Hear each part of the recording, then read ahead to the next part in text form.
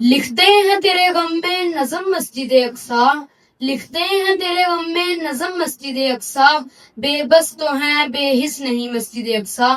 جناب صد، معزز سامعین اور میرے پیارے ہم جماعت ساتھیوں، السلام علیکم۔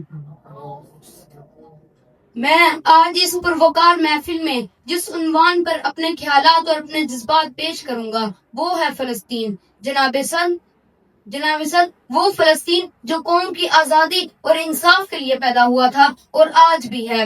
وہ فلسطین جو وادیوں کی عظمت، وہ فلسطین جو دریاؤں کی شان، وہ فلسطین جو بلندیوں کا مظہر ہے۔ لیکن اس وادی کو اب ستائش سے نہیں بلکہ انصاف سے بڑھنے کا وقت ہے۔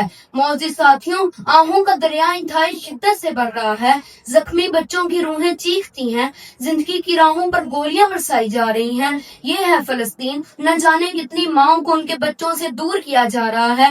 یہ ہے فلسطین، نہ جانے کتنے والد قتل کیے گئے ہیں۔ یہ ہے فلسطین، فلسطین پر ظلم و بربریت کی انتہا کر دی گئی ہے۔ کھلیں گے مسجد اقصی کے بند دروازے، کھلیں گے مسجد اقصی کے بند دروازے، تمہاری ساری فدائی خدا کی زد پر ہے۔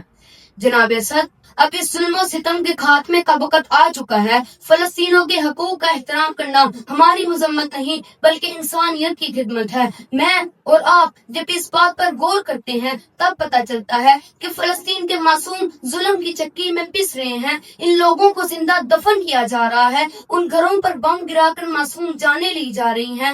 عزیز طلبہ، اس مقصد کی تکمیل کے لیے ہمیں مل کر کام کرنا ہوگا۔ امید ہے کہ ہم ایک دن فلسطین کو آزاد دیکھیں گے اور ضرور دیکھیں گے۔